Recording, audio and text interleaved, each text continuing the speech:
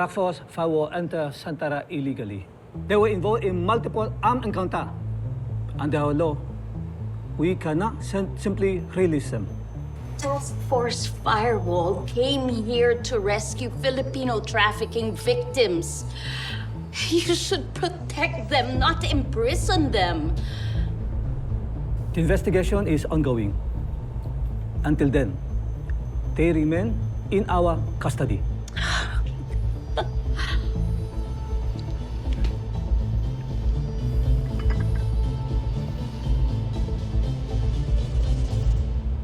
Nasaan daw si Isa?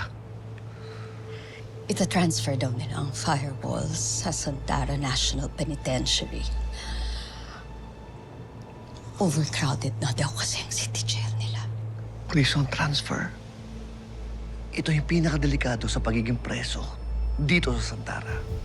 Karamihan ambus na nangyayari kapag ililipat nila yung mga preso.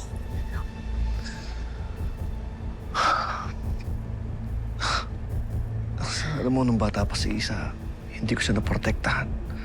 Ngayon, kailangan na ng tulong ko. Pero wala naman akong magawa.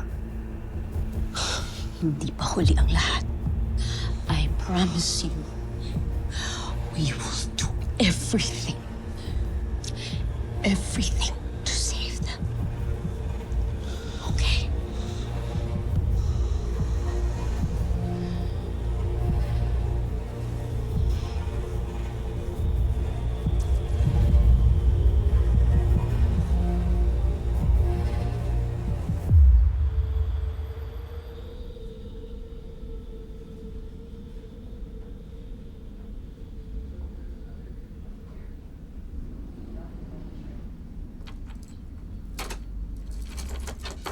Siya pala yung kapatid ni Galo. Yung dahilan kung bakit tayo nandito lahat sa Santara.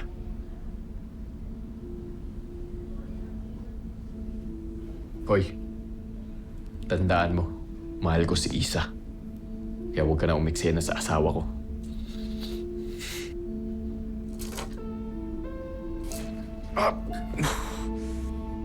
Relax ka lang, pre. Mamaya, mauna ka pang ma-discharge sa langit kaysa dito sa ospital. Dami mong sat-sat.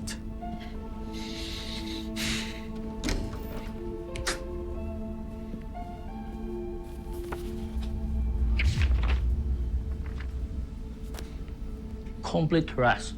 No transfer. Only him transfer later. You okay now? Injury very minor. You join your team. Transfer later. Wait. He's going to get transferred with my wife? No, you can't do that. I have to be transferred with my wife, not him. Wait. Transfer where? I don't know. Order only. Be ready. You have to transfer me with my wife, not him.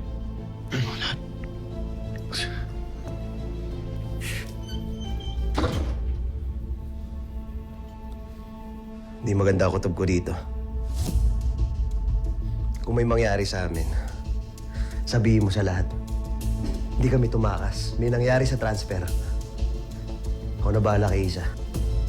At huwag kang mag-alala. Bago may mangyari kay Isa, dadaan muna sila sa akin. Hundreds of millions of investment gone. Billion of potential earnings na lusaw. Pero yung buong Team Firewall, buhay na buhay pa din. What now, ma'am? Papagalitan mo na lang ba ako? No need. I'm sure you're beating yourself to death for your failure. Great lessons in life are never free, son. But I can still use this to my advantage. In fact, keeping them all alive can still be used to my advantage. Hindi mo itutuloy ang pagpapatay sa firewall? Kapag sumabog sa media ang nangyari sa firewall dito sa Santara, firewall will be a household name. Lahat ng camera, lahat ng headline tutok sa kanila. Kaya kailangan andun ako. I will bring them home. I will be their hero. At ang media mileage na makukuha ko, Yan ang magpapanalo sa akin sa eleksyon. Hindi na natin kailangan habulin ang pera, anak. Pera na mismo ang lalapit sa atin.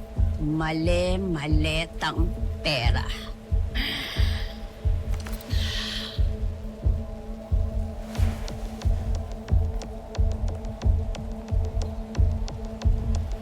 Wish me luck.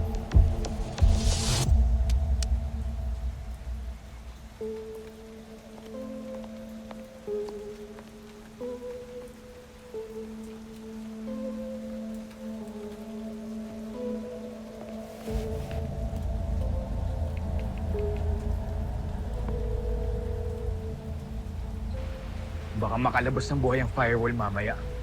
Huwag na huwag niyong hahayaan. Patayin niyo silang lahat. Hanapin niyo si Sunshine. Kilala niya ako, hindi niya ako pwedeng ituro. Patahimikin niyo yung babaeng yun.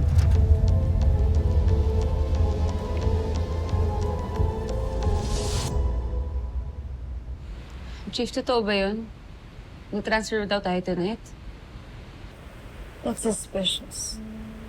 Bakit sa gabi yung transfer? Dapat sa araw.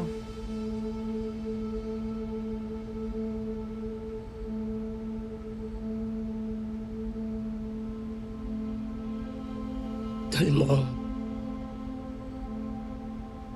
ito na yung huling field trip ko.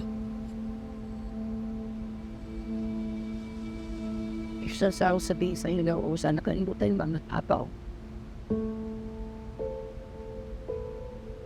Sabi mo sa kanila na maraming salamat dahil favorite child nila ako. Kung mali kalimutan yung kapatid ko, sabi mo sa kanya, hindi ko siya kinakalimutan. Wala pa talaga akong sahod. Tol. Sabi mo sa mga pamangkin ko, magbe-birthday Tol, ka, pwede bilang mo ng shoes. wag mong sabihin yan kasi makakaligtas tayo dito. Huwag kang magdrama. Tol, di ako nagdadrama. Sayang kasi yung insurance. Basta pangako mo sa akin, Tol. Please. Tol, hindi ko mapapangako sa'yo. Kasi makakaligtas tayo.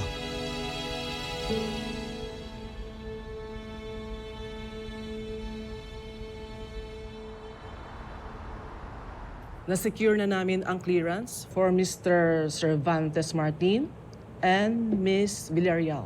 They'll be flown back to the Philippines ahead of the other trafficking victims. Mr. Cervantes needs immediate surgery. Miss Villarreal needs specialized psychiatric treatment. Miss Villarreal is our key witness, and her testimony will be crucial in building our case against the syndicate that abducted them. Franco, masama ang kutob ko. Na delikado si na Isa doon sa presinto. Kailangan may gawin tayo. Dad, I want to help. Mas makakatulong kung dito ka na lang. Stella, Franco, anong gagawin natin? You! Let's go!